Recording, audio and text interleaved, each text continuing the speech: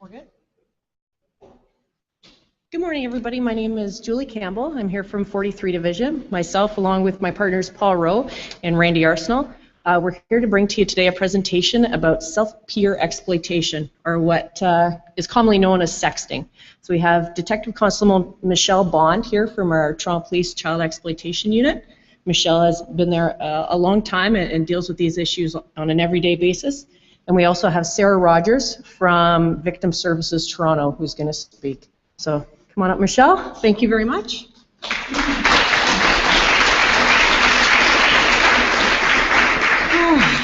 Well, good morning, everybody. How's everybody doing today? Ready for the long weekend? Okay, let's start it off on a little bit of a good note here. As was said, my name is Detective Constable Michele Bond. You can call me Michele. And I've been a police officer for about 14 years. In the last 3 years, I've been downtown at the Child Exploitation Unit. For those of you who don't know what that means, I deal every day with child pornography. Now, when you think of child pornography, you think of the sexual abuse of young children, and their images get exploited on the internet. They're horrible things that nobody should see, and definitely no child should ever endure. But because of technology, thanks to technology, our tree has grown a new branch.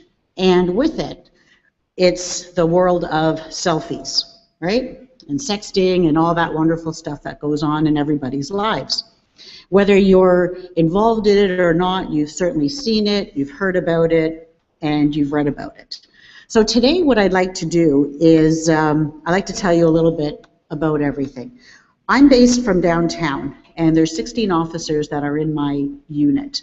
And we are the highest number of officers across Canada, aside from the RCMP, and we are known worldwide for the work that we do in our office.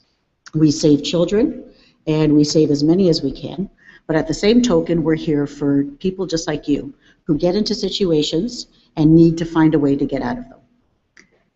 We're also part of the provincial strategy, which is also we work hand in hand with other units across the province, but as well, we go where the internet goes. And that means that we communicate with other police officers around the world, because where the internet goes, we go. So today I want to talk to you about what actually is child pornography, and you'll be very surprised. And we'll talk a little bit about sexting and about instant messaging. We're going to talk about cyberbullying and maybe some safety tips, so you'll think twice before you send that picture. Or if you do receive that picture, what you're going to do with it. So let's start with the definition of child pornography. I've dumbed it down the best that I could. And basically what it is, they're pictures or videos taken with a camera or a cell phone or an iPhone, doesn't matter what, but an electronic device. And it shows the private parts of a person that's under the 18 years of age. So what you have in your pockets right now, those cell phones, under the law, those are computer devices. Because what you can do on your cell phones, you can do on your laptops, correct? You can get Facebook, you can do all kinds of things, take pictures, take videos. So with that, that's considered an electronic device. Now, the catch here, you may not have realized it, is that when you take a picture of yourself, or when you receive a picture from someone, of a girl or a guy, committing a sexual act, or taking a picture of their breasts or their genital areas, and you know that person is under 18. There is your liability, ladies and gentlemen, when you know that person is under 18. So if it's a classmate of yours, chances are they're under 18. So as we go on, let me show you what these are the offenses under the criminal code that we deal with every day. Now, when you look at possession of child pornography, you think just that. You think of those really gross images, as I've stated before. Making and distributing, they're pretty harsh, aren't they? And you think that these are only for pedophiles or for really, people with sicknesses. But they're not. They're actually involved with sexting. And these are the mandatory minimum sentences that are given to people nowadays. So it's just like impaired driving. If you get convicted of an impaired driving charge, the judge has no choice but to give you the least amount of jail time. Same thing with this. So let's take this into a perspective here. Sally, I hope there's nobody named Sally here, but Sally goes and she's going out with another guy, and he asks for a picture of herself. Send me a naked picture of yourself. So because she's in love with him, of course, and that's the love of her life, she does just that. It's on consent, and she takes that picture. She sends it to him. Is she making child pornography? Yeah, if she's under 18 years old. All right, and she sends it to her boyfriend. Now her boyfriend, who has that picture, right there and then, he's in possession of child pornography. But then what happens is that the boyfriend, we'll call him Jack, Jack takes that picture and sends it to his classmates, saying, hey, look what I got, and sends it as a joke. And well, what's he done now? He's distributed it. So do you see? Something that starts out as a joke or a dare, you're actually committing a criminal offense. And that's when we have to come into play. Before you take that picture, and just remember, you can't control what's being sent to you on your phone. If you get a picture, an explicit picture of someone, you can't be in control of what people send you. But you can certainly be in control of what you do with it. If you delete it, that's fine, and that's what you should be doing. It's up to you. So let's go on. Let's talk about self-peer exploitation. It's also known as sexting, as you know, and it's creating and sharing sexual images or video via the internet, again, or electronic devices. It's plain and simple, right? It's all that sex talk that goes between two people or in a chat group or whatever the case may be. But the problem arises when that image, okay, is created, and because it goes over the internet, and I know you've heard it before, you lose control of it. And that's where it starts to get scary. You send it to your boyfriend or your girlfriend thinking it's not going to go anywhere else. But when the love of your life, all of a sudden 2 weeks later, you guys break up, what about that picture? What about that picture? It may not be the guy or the girl disseminating it, but it could be their new girlfriend or boyfriend. This is what I get every single day. And it's tough. And it just is one wrong decision that you make. So as a result, you guys all know what would happen. You know, your reputations get damaged, the bullying starts, you get ridiculed in school, and you just can't face your friends or your peers. And life goes down really fast. So let's watch this. Oh my gosh, he's so cute. How do you know him? Oh, Donovan, do it like I taught you. Love the new tattoo, Sarah. Let's go! Dude, what? Dude, that's Sarah. The girl in the pink shirt. That's the girl I was telling you about. Oh, that's Sarah? Theater 2 on your left. Hey, Sarah. What color underwear today?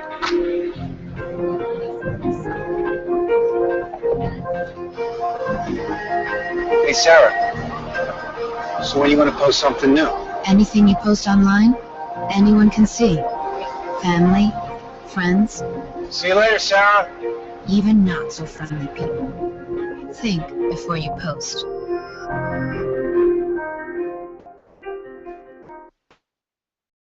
Word across? What do you think?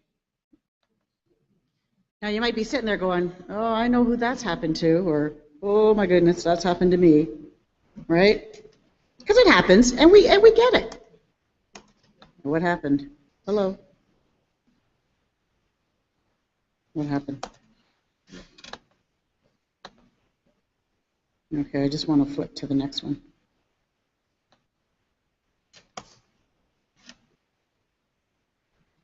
Sorry, guys. For some reason, it's just... There we go. Thanks. Okay, so what we do is we always determine who's involved in this. And in every situation, we've got an affected youth. Sorry? We have an affected youth, we have an acting out youth, and we have the other involved youth. So the affected youth is the person that the picture is actually taken of, with or without their consent. The acting out youth is the youth that actually sends that picture to somebody else. Could be the person that takes the picture, or it could be somebody else. And then the other involved youth are those who receive that picture. So everyone gets involved. And as police officers, we have to distinguish who takes part in what. So let's talk a little bit about the reasons why these pictures are being taken. One of the hats that I wear in my office is I'm a forensic interviewer. So I interview people from the ages of 3 up until in their adulthood. And these are actual quotes when I interview teenagers, what they tell me. Because I'm curious, I'd like to know, why did you send them? And they say, well, I did it because he was my boyfriend.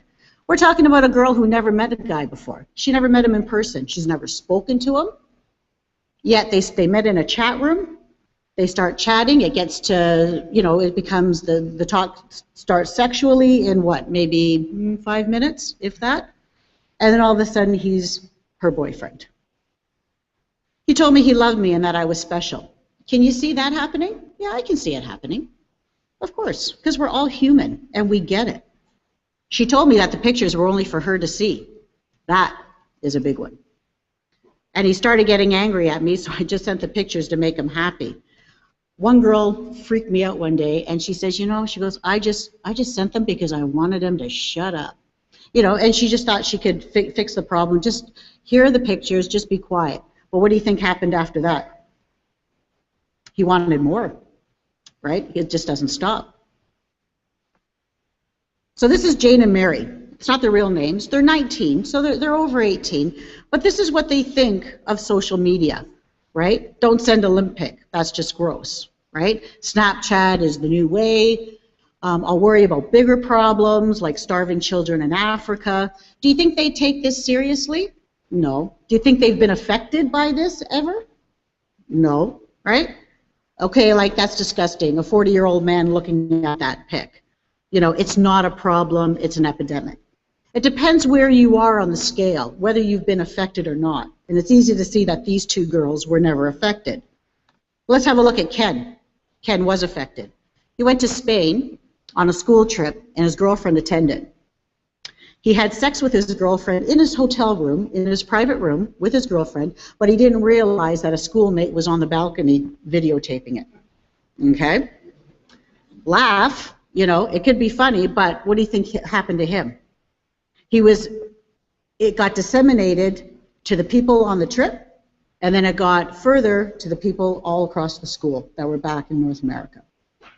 He was amazed and horrified at how fast that video spread, because everybody knows the term viral. Once it goes viral, it goes fast. And he said it was like being raped. He goes, that was the only way he could describe it. He was violated. His privacy, everything. So because of it, he broke up with his girlfriend of 2 years, lost friendships, grades suffered, his life went to hell. And you can see that. And it could happen to you. And his mom had to check his room every night to make sure that he wasn't swinging from a belt in the closet. Because what happens when all your friends turn on you, everything like that, and this didn't happen to him. Like, he wasn't a part of it. He didn't consent to it. But he was a victim. So you see the two ways that you can look at it. You can look at it like the girls do and think it's not a big problem in the world because everything's great and everything's grand in your life. But I'm telling you, within a drop of a dime, your life can end up like Ken's, with or without your consent. So we always found that some of the reasons, the romantic relationships, we get it. 2 15-year-olds, let's say, I'm just pulling out the number off the top of my head, you're in a relationship and you exchange photographs, okay? They're on consent and they don't go anywhere else. Are police going to get involved with that? Probably not. We will educate you. Well, we'd like to tell you that it's not a good idea because eventually, even if, like that relationship doesn't work out, that guy still has, or that girl still has your picture. Who knows what's going to happen to it? Okay, and then those images get circulated of the affected youth with or without their permission. So then we go on to this one, the attention-seeking behavior. And we get, whoops, get back. There we go. This one I find a lot. It starts off as a joke, starts off as a dare or a challenge. Some people want to get recognized, right?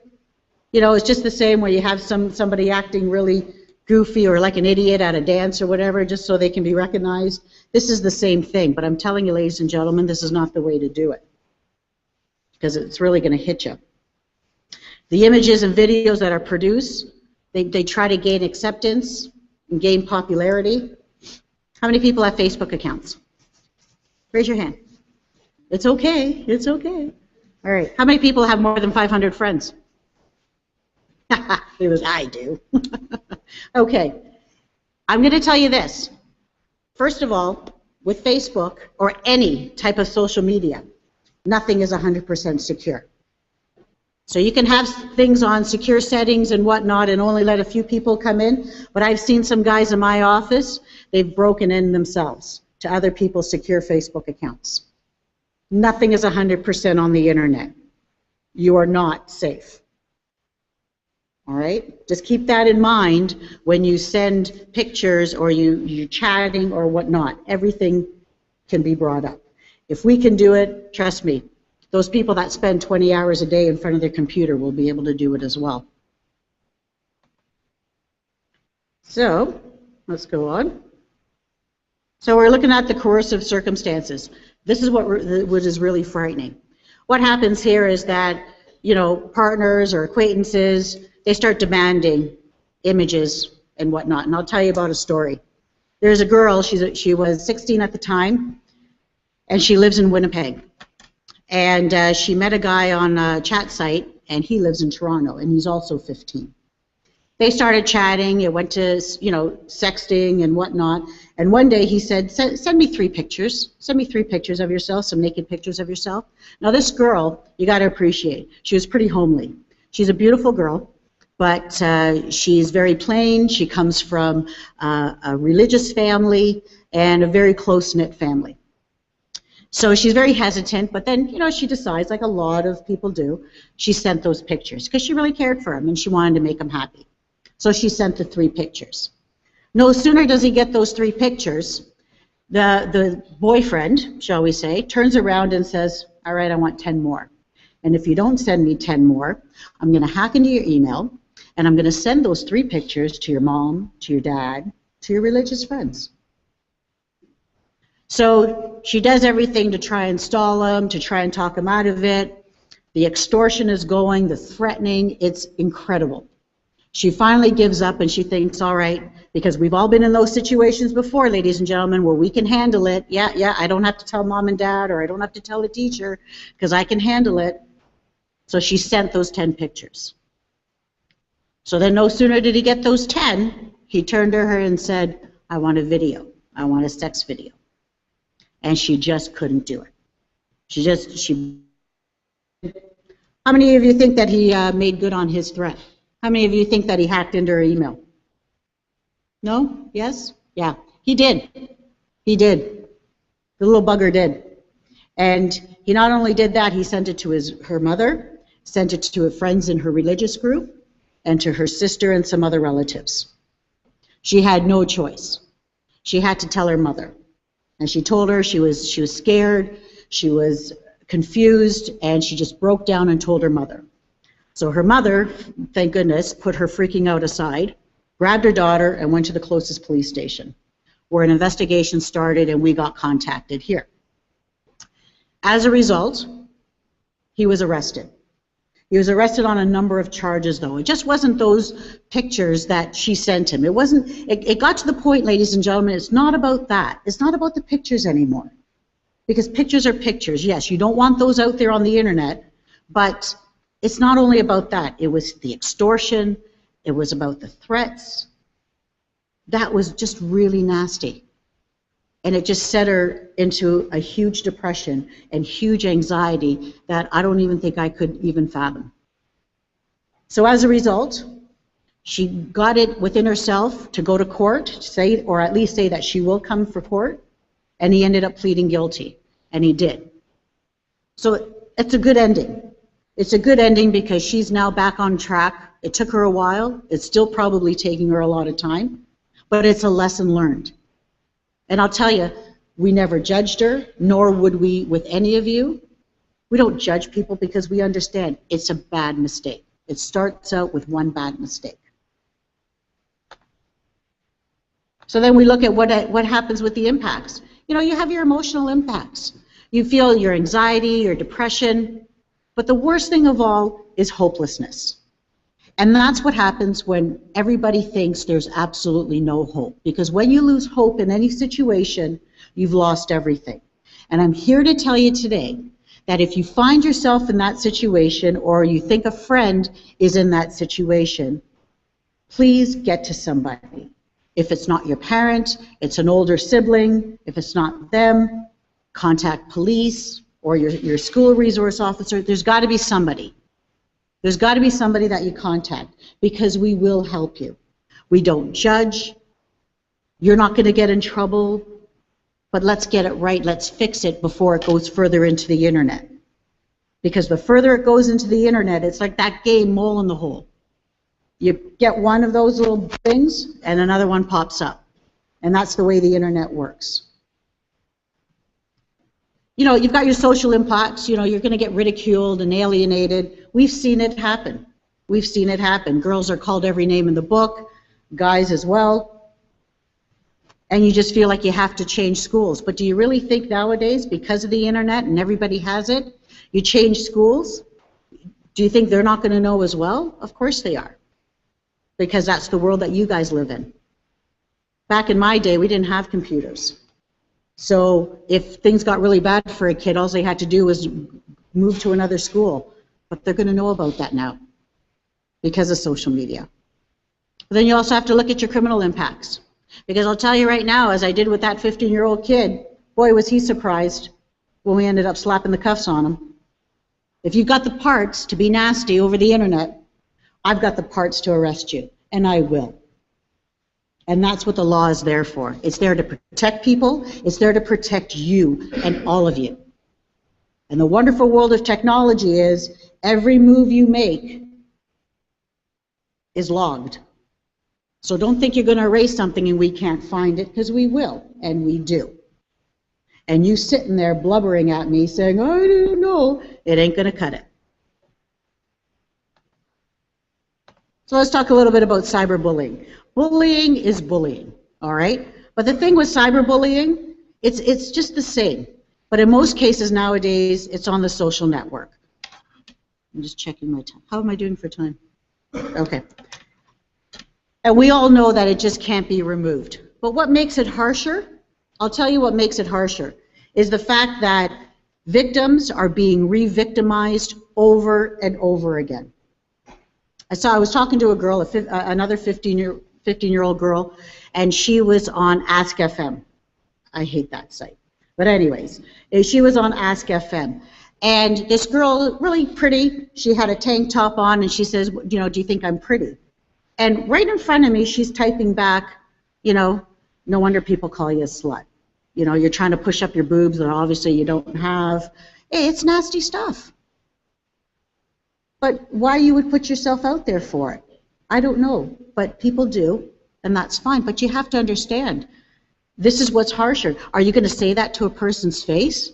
Probably not.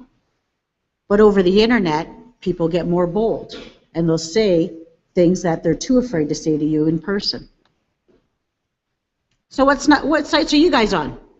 Snapchat. How many people? Snapchat. Yeah. All right. Let's talk a little bit about that. Do you think it's secure? How long does it take? What do? You send a picture to your friend, and in what, 10 seconds it's dissolved, it's gone? 5 seconds, right? You think that's good? You think that's good enough? How long does it take to take a screen capture? 2 seconds, right? So just remember that if you think, well, I've got Snapchat, you know, I send it to them, but then it goes away. No, it doesn't go away. Because somebody can say, wow, that's nice. Click, screensaver. and it's saved. So what you think is disseminated, like is gone, dissolved, somebody really liked it and saved it. It's never 100% secure. Instagram, all of these things. Please, ladies and gentlemen, be responsible.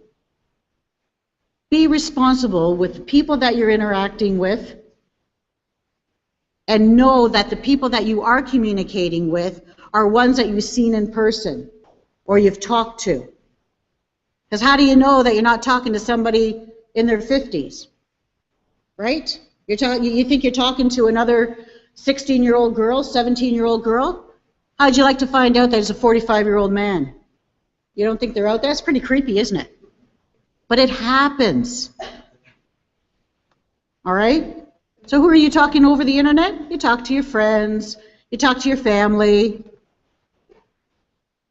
you know, your teachers maybe, parents, right? No, not likely, right? But you're also talking to predators. And this is a place where they live.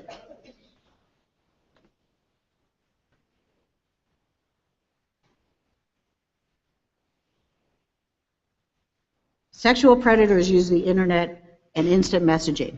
Never before have they been offered such a powerful tool. Have there always been predators in our lives? Yes. But because of the internet, they're able to reach many more people, and that includes children. And that includes you guys. We call this process grooming.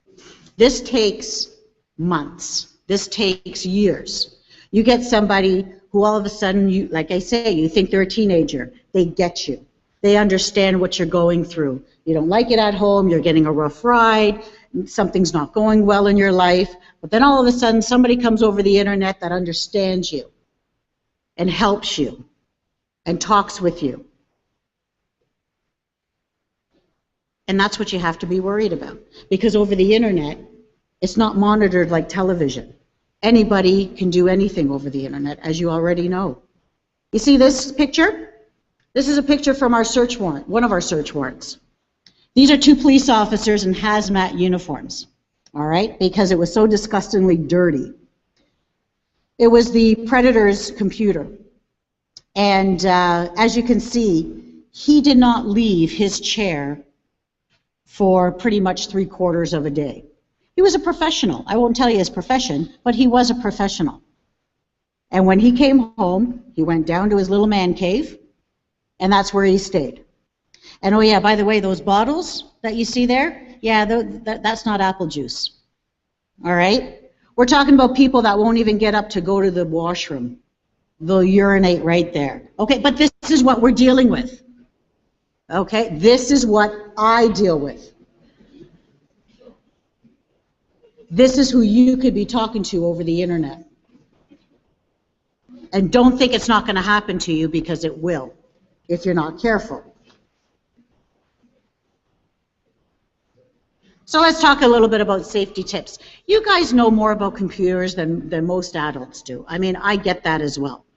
But the most important thing that we find, don't give out your information. You know, you have pictures of, let's say, your school or the area that you're at.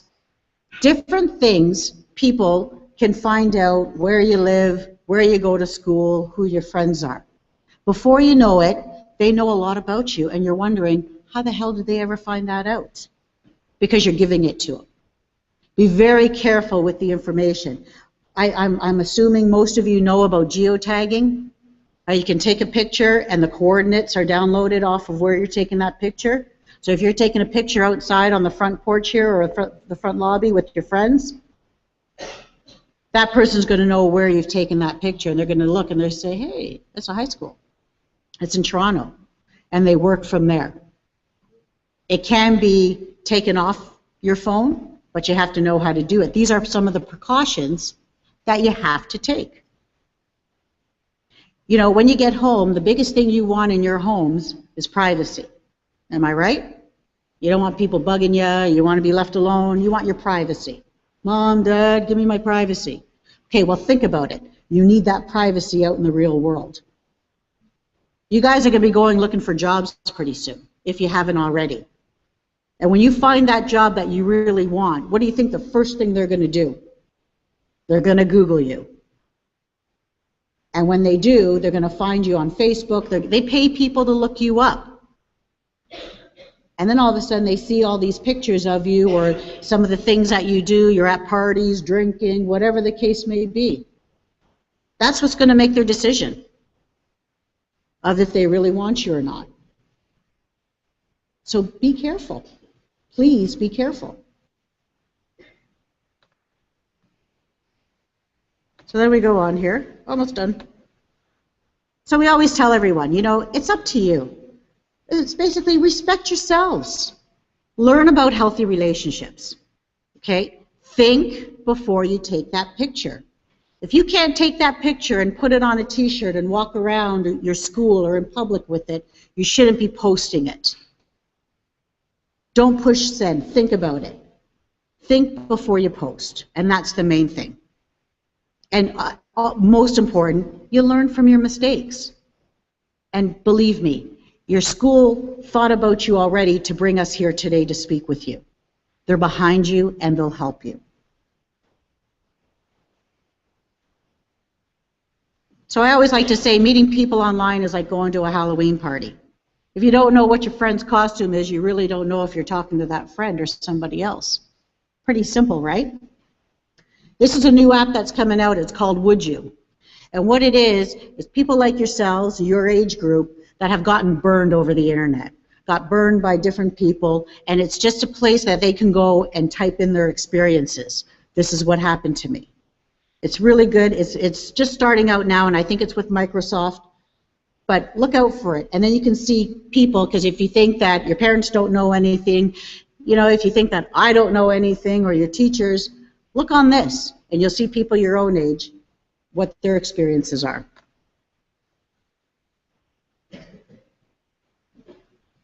Now, this one's going to be your saving grace, ladies and gentlemen, cybertip.ca. Has anybody ever heard of this before? Anybody? Okay. This is actually Canada's national tip line. All right? It's from the Canadian Centre for Child Protection. And they are a charity organization, but they are phenomenal. And they work all across Canada. When they receive a cyber tip that needs to be dealt with immediately, I will have it on my desk within 24 hours. They are great. And in this website, you'll find ways to help you in different situations.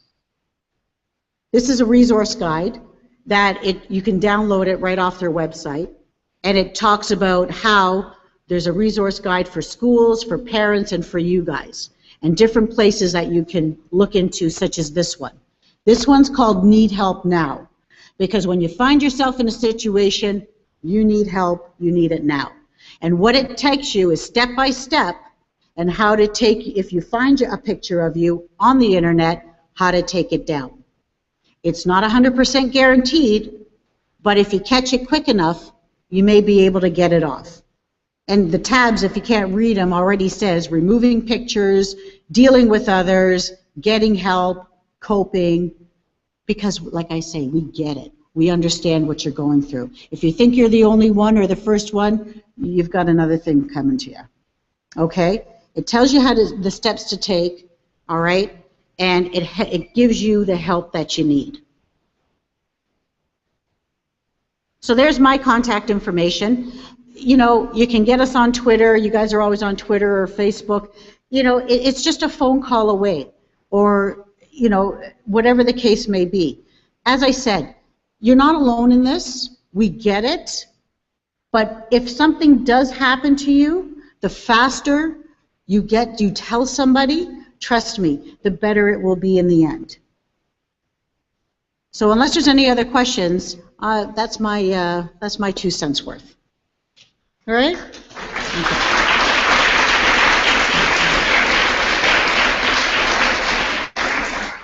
So I think now we're going to have Sarah come up here.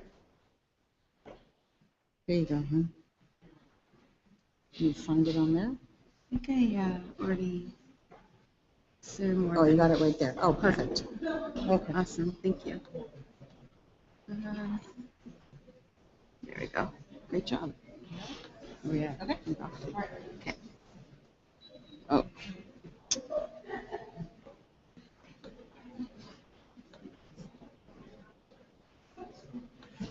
All right. Well, thank you. I'm really excited to be here. I'm just going to get started up at the beginning of my presentation. All right. So my name is Sarah Rogers, and I'm from an agency called Victim Services Toronto. And I look after two programs at Victim Services. I'm the program manager of our Teens Ending Abusive Relationships program. Our acronym for that is TEAR. And I also oversee our volunteer program. And I've been with the agency since 2007. And when I started off frontline as a crisis counselor, and then moved up from there. And what I'm going to do is that I'm going to go through our program and who we are and what we do at Victim Services. So it's just another resource for you guys to contact and another place where you can go to get more information. So Victim Services is a non-for-profit community organization that is dedicated to helping victims of crime and sudden tragic circumstances. And we became a non-for-profit organization in 1996. Our vision is to help victims of crime and sudden tragedies restore and enhance their quality of life while preventing further victimization. Our mission is to provide immediate crisis response, intervention, and prevention services to individuals, families, and communities affected by crime and sudden tragedies. This could be you, right?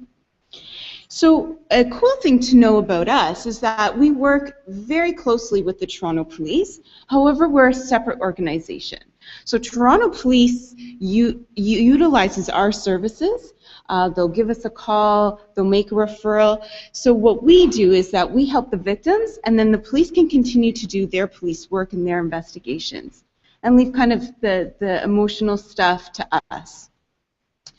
And really, it's a really great partnership, and Toronto Police are kind of like our best friends. We're roommates, but we don't share a bank account, right? If that makes sense. So basically, we're housed in Toronto Police headquarters. They provide us with a lot of in-kind donations. However, we're a completely separate organization, and we're governed with our own board of directors. Okay? So we have a number of different programs at Victim Services. Our main program is our 24/7 crisis response program. We have a community response program, high-risk support services, victim quick response program. We have a few initiatives. We have our Scarborough Family Justice Initiative happening right now, our volunteer program, fundraising, and our TEAR program, Teens Ending Abusive Relationships. And that's a little bit, I'm going to explain what that means. So who are we providing assistance to? We're providing assistance to individuals who have been victims of domestic assault, sexual assault, homicide, suicide, sudden death, motor vehicle accidents, break-and-enters, robbery, fires, family occurrences, mental health crises, elder abuse, or any victim of another tragic circumstance. And this could also be helping someone who's been a victim of sexual exploitation. Where are we providing this support? We're providing the support on scene, in clients' homes. So we'll actually go to the person's home, the local police division, the hospital, a safe and comfortable place for the client, and over the phone. So where are we getting our clients from? How are they coming to us? So Toronto Police calls us a lot of the time and provides us with referrals. Other police services, other victim services, agencies, hospitals, schools, or you can call yourself, right? So this kind of just to kind of get a sense of our agency, once we get the referral in, you're going to be speaking to our crisis team right away. And if you want to think of our crisis team almost like a triage, so they're going to do the immediate crisis response, and then they're going to refer to our ongoing services, depending on what the needs of the client is. So our crisis response program, let's go into that a little bit more so that if you're going to ask for help, it doesn't seem so scary because now we've met and we know each other. So our crisis response program is 24 hours a day, 7 days a week, 365 days a year. If it's Christmas, if it's New Year's, we're there. We're able to respond in over 35 different languages. We provide crisis intervention and trauma counseling. So say you've experienced child exploitation, peer exploitation, a picture of you of a sexual nature has been scattered throughout the internet, and you're experiencing things like depression. You're starting to feel suicidal. Maybe the person that you shared those pictures with, you were in a relationship with, and actually there was a lot more to the story, and maybe it was an abusive relationship. Maybe there was a physical assault in there as well. That's stuff that we can help you with, okay? We can help you rebuild afterwards. We're going to assist with urgent and practical matters. Maybe because of what's happened, you're not safe, and we need to get you to a safe location. We can help locate a shelter for you. We can link and coordinate services ongoing for you. Maybe you need some time off school. Maybe you need a day off or a couple days off. We can write a support letter for you. We do outreach such as this today and advocacy. So our community crisis response program, that's when a major incident has happened in a community and a lot of people have been affected. Okay, so it could be a major shooting, such as like the Eaton Center. It could be having a neighborhood fire. It could be some sort of natural disaster that's happened. So we can come out and do community debriefings. So our high-risk support services is really focusing on individuals and their families who are at high risk of bodily harm due to criminal harassment. So another word for criminal harassment is stalking, sexual assault, and domestic violence. So one of the things that they do is that think of our crisis team as the short-term triage, right? And now our high-risk support services is your ongoing case management, your advocacy, linking you to the services ongoing, having in-depth safety planning, okay, and giving you safety devices like a 911 linked cell phone. Our Victim Quick Response Program is basically established by the ministry, and they provide timely assistance to victims of violent crime. And really, the funding in this program is intended to be a solution of last resort and not intended to duplicate any existing services. So some of the people that we help in this program in particular is we're talking about homicides, or serious physical assaults, your serious sexual assault, domestic violence, hate crimes, and human trafficking. So what can you get financial assistance for? Short-term immediate counseling services. So maybe there's a wait list. We're trying to connect you to ongoing counseling services, but there's a 3-month wait list. So what this program will do is we'll pay for short-term crisis counseling to bridge that gap.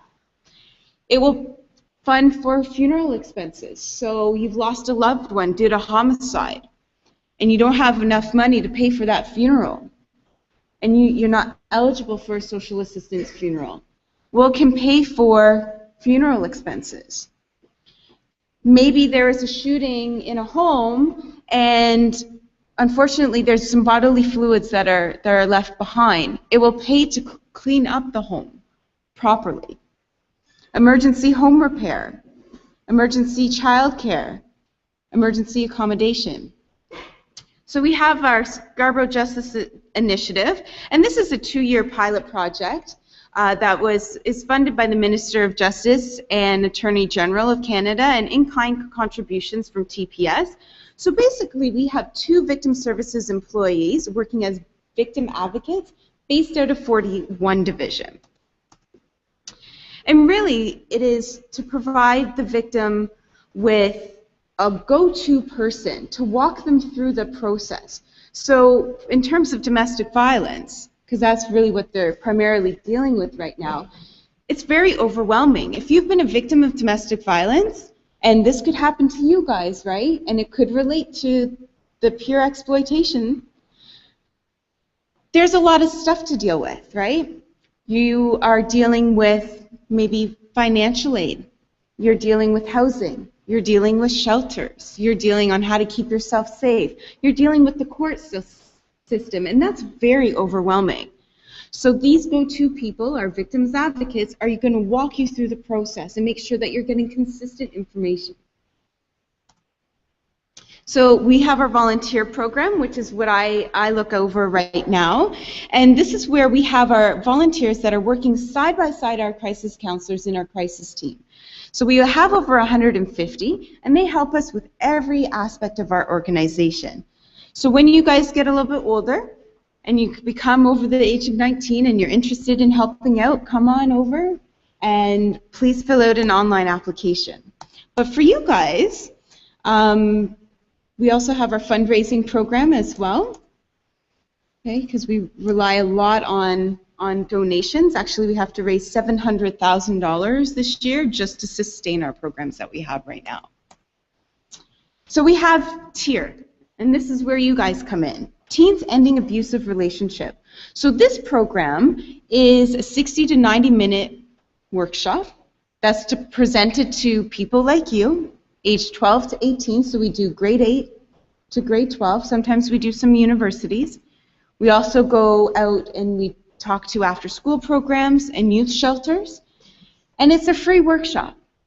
We use a lot of media clips to really illustrate the devastating effects and unique dynamics of domestic violence because it is multi-layered. It's like peeling off an onion, right? You've got all these different layers to really go through and understand. So we talk about what is domestic violence, what is a healthy relationship, and how can you reach out for help. So our ultimate goal is really to empower youth to end the cycle of violence and take initiative in your own communities, right? Help each other raise awareness. We also have a group of really wonderful youth leaders, and they're recruited from neighborhoods across the city. This is something, if you're looking for your volunteer hours, that you can come in and you can apply. We're recruiting right now. I've got some pamphlets and some brochures and flyers for you if you want to pick it up. And what we do is we train you guys in leadership, domestic violence. We're working on a new project where we're going to be going into cyber violence, cyber bullying. Okay, we're going into that area. We're launching a new project. It's called Safe Space. So keep an ear out for that.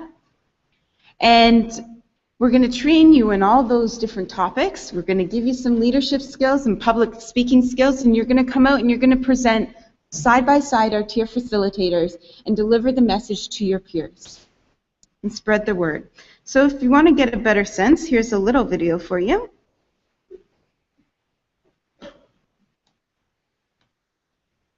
I don't have to.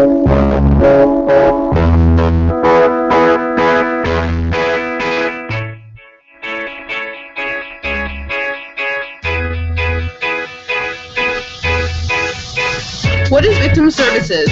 Our vision is to help victims of crime and sudden tragedies restore and enhance their quality of life while working to prevent further victimization in the diverse communities we serve. We are a non-government agency working in partnership with the police, communities, and other organizations. What is TEAR? Teens Ending Abusive Relationship is an education and prevention program that was developed by youth for youth. TEAR is the program at Victim Services. We get to work alongside employees of Victim Services. It helps inform our peers about domestic violence through a 60-minute PowerPoint presentation. Who? The workshop is delivered by trained professionals, side-by-side volunteer youth leaders.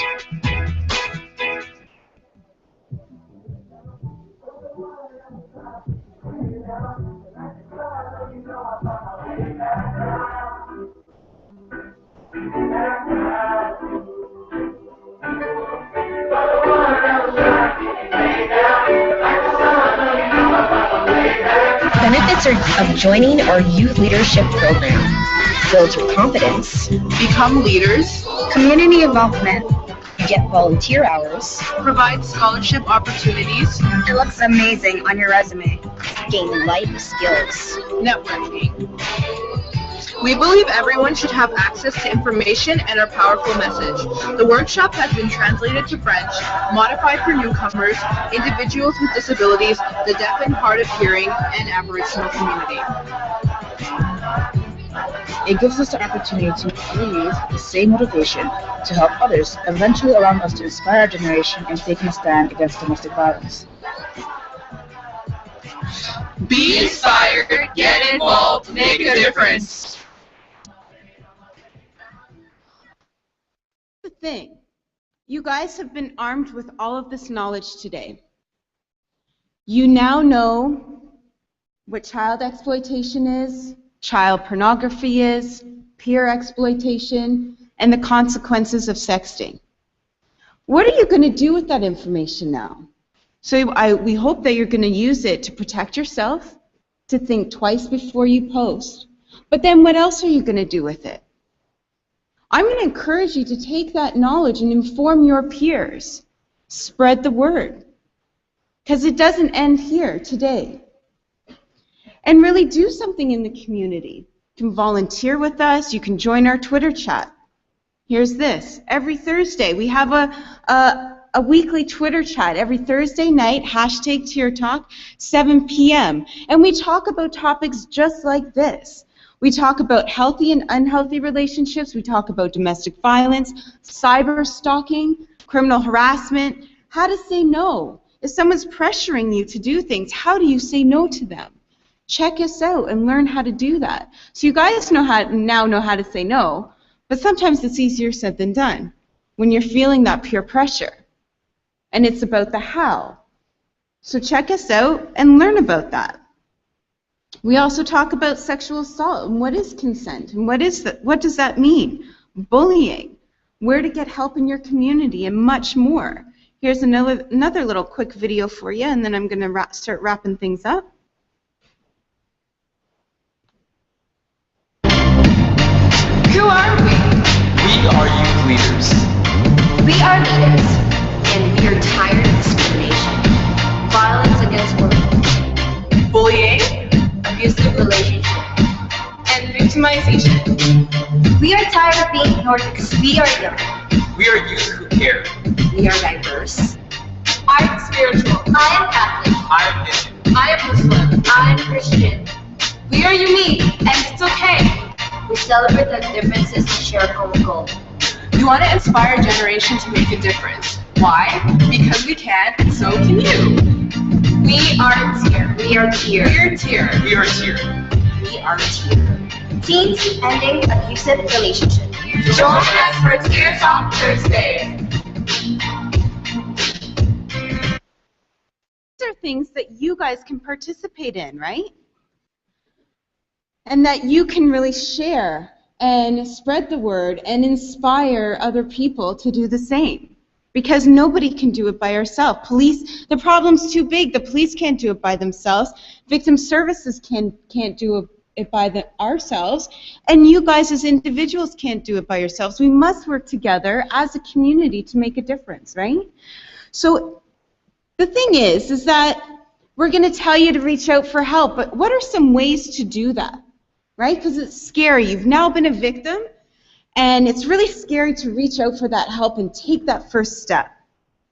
So what I'm going to encourage you to do is tell a trusted friend, tell an adult, a teacher, guidance counselor, call a helpline, call the police, call a school social worker, a vice principal. You have a wonderful resource, your school resources officers here in the school with you every day, calling 911 if it's an emergency. How else can you ask for help? You find someone who you trust and who is easy to talk to. Maybe you tell your best friend, and you and your best friend go and you speak to a trusted adult together, so it's not so overwhelming by yourself. Maybe you just write a note. I'm in trouble. This is what happened. You slip it under your teacher's door. Maybe you call an anonymous helpline first.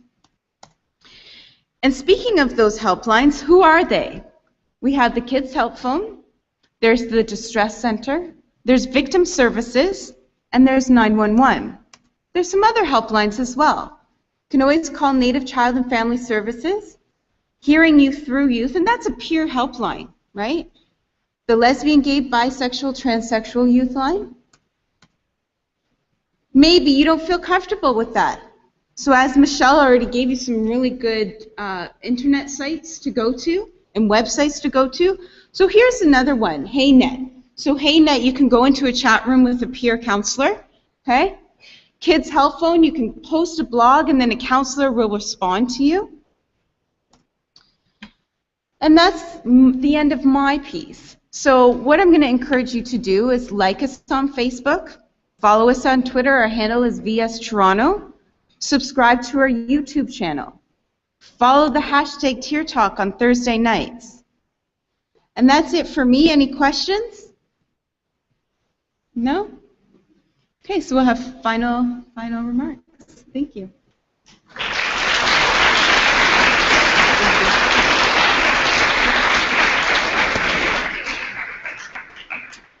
So I would just like to say a big thank you to our TPS partners and our speakers here today. That includes Julie Campbell, Michele Bond, Sarah Rogers, Paul Rowe, and Randy Arsenault. So thank you.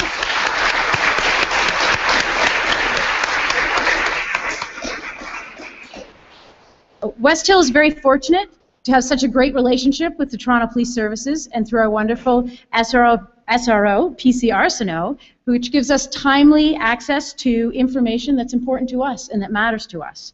So as this online world gets bigger and bigger and becomes more and more a part of everything we do, it's really important for us to be very aware of just how public it is. And this was a great presentation on giving us that information and also some of the things that exist out there to help us when something doesn't quite go the way we want. So once again, I would just like to say thanks again to Toronto Police Services for giving us this opportunity, and we look forward to working with you again in the future. Thank you.